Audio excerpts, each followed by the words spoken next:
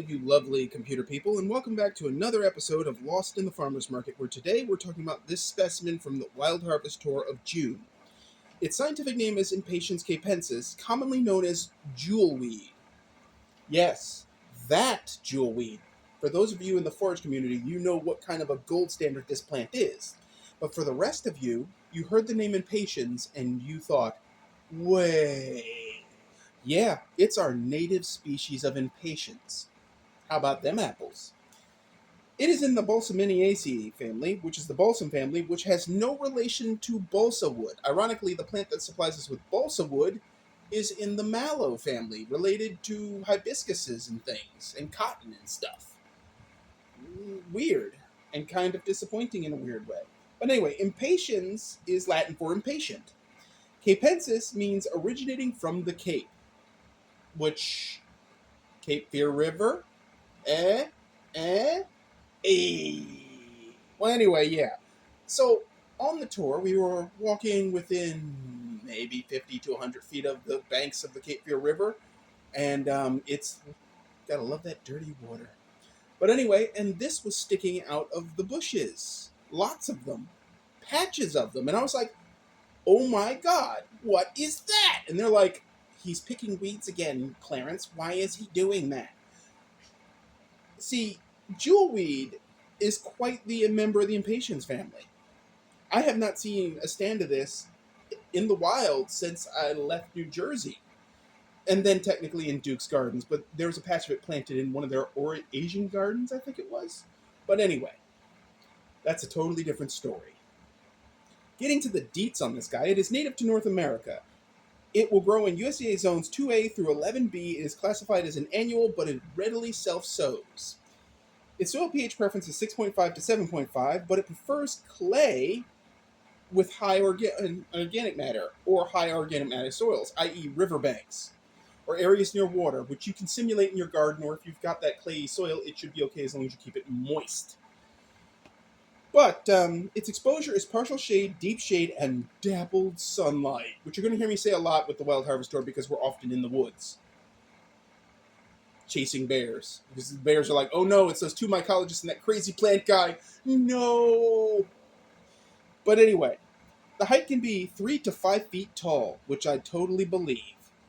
Its width can be 1.5 feet to 2.5 feet, and that is a mischief on the camera. He's mad that I'm not filming him, I'm filming my plants, and now he's going to violently lick himself.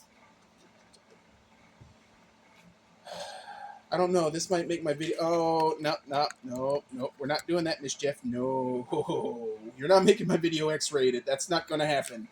Alrighty then, so, now that you can't see the naughty bits... It's also known as orange jewelweed, common jewelweed, spotted touch-me-not, and orange balsam. Now, with that said, the touch-me-not name comes from its exploding seed pods, and I do believe that there is a video on YouTube that you can look up with David Attenborough, the legend, the myth, the man himself, narrating this video showing the jewelweed in the Brooklyn Botanical Garden and why its seed pods explode. There's a caterpillar that chews through the seed pod walls to get at the seeds. And the seed pod's explosion is a mechanism to hurl the seeds away, but also to fling the caterpillars off. And they have that in slow motion, complete with sound effects, and it is glorious to watch. You'll laugh. You might cry if you're a caterpillar. Screw you, seriously, guys. But you're going to enjoy yourself.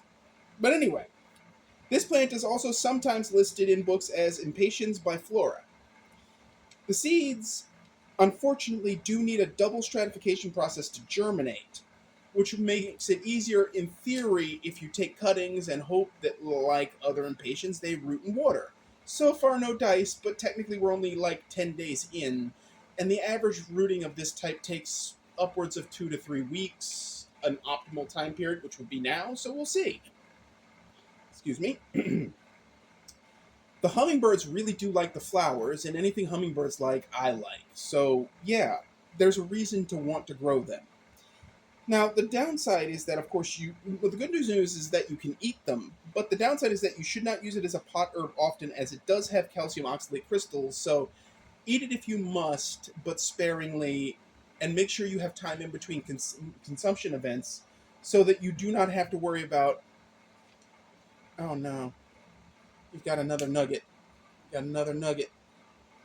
Pointy Stick of Destiny is keeping another nugget away. Anyway, that would be Mogwai, the other lab cat. But anyway, he was trying to eat my impatiens, and I just got done talking about calcium oxalate crystals, which you don't want because it wrecks your kidneys and possibly, I think it's more your kidneys, and then you end up, if you eat too much, you piss a kidney stone, which, having done that approximately once in my life, I have no plans to do it again. But anyway, its chief advantage is that if you make a sort of tincture out of it, you can use it as a poison ivy remedy. You can also use the sap from the crushed stems to speed healing, reduce the itchiness, and reduce the amount of time that you spend suffering with poison ivy. So basically what you want to do is take foliage and stems and chop them up a bit, then throw them in a pot. And for every cup of foliage and stems, you want to have at least 2 cups of water.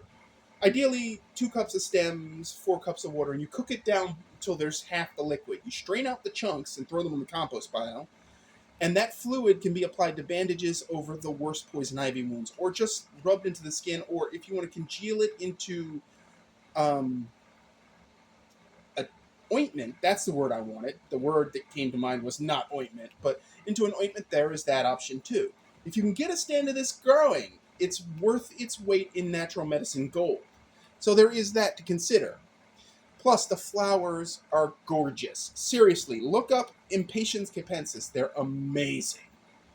They're like Impatiens, like you buy at the store, but so much better. They're better than, screw New Zealand Impatiens, screw the normal Impatiens. They're more like the old-time balsam Impatiens with the weird fuzzy stems. Kind of like that, but bigger and tube-shaped. And they're orange and spotted. They're kind of tiger spotted. It's really cool. But anyway, that is Impatiens capensis, and that's pretty much all I have for you on this subject. So, as always, folks, if you like this episode, please hit like. If you haven't already, please subscribe. If you have any comments or thoughts about this plant, please leave them in the comment section. I will answer. If you have any thoughts, or if you grow them, if you know a valid seed supplier, I'm sure the folks out there would love to hear it. Please share. The Forge blog will cover this. So, as always, folks, keep them growing. Thanks for watching. And stay tuned for the next episode.